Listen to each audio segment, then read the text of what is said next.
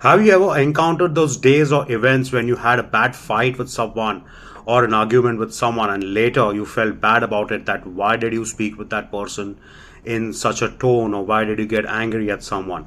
Even at our homes, or when you are at home with your loved ones, maybe your parents, your spouses, your siblings, you get into some discussion, it gets heated up, and you say some words which later you repented, right?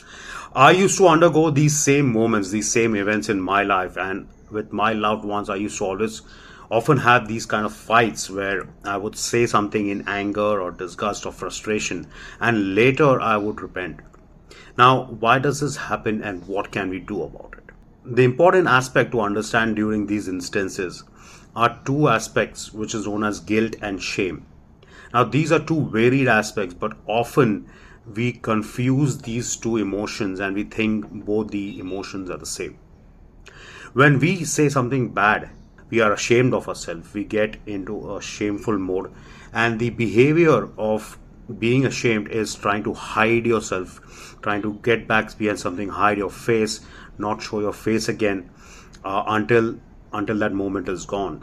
And after, as time passes by, as the emotion dwindles down, we kind of come out of that ashamed emotion and we get back to the same normal behavior, which means that again, the next time when you get or speak about that topic with that person, it's possible that you have that same heated behavior, same heated discussion, and you will display that behavior again.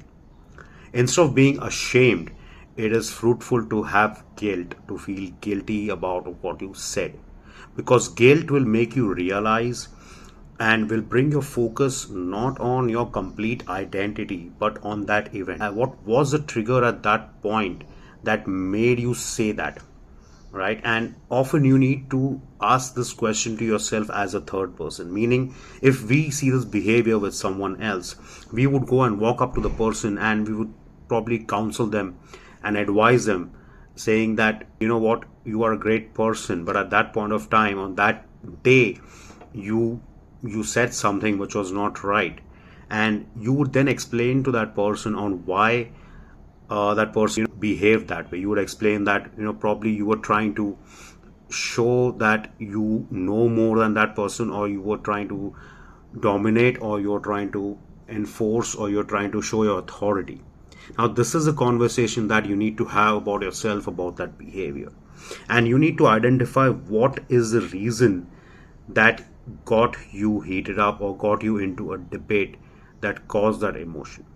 When you do that and understand that feeling that comes into you with a certain trigger, you want to correct it the next time. Then consciously you need to work on it and saying that, why do I feel disgusted? And when I feel disgusted, how does that disgust make me behave? I flare up, I shout at people, I get angry at people. All right, now this we need to understand is a vice, is a bad behavior.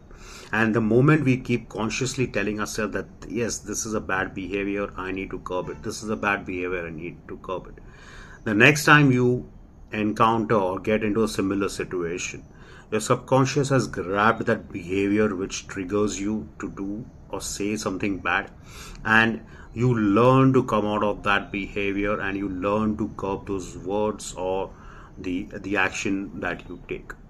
Therefore, we need to understand how being guilty about what we say is more helpful than just being ashamed, because being ashamed will only put you behind the curtains and will bring you back with the same behavior with no improvement. Thank you.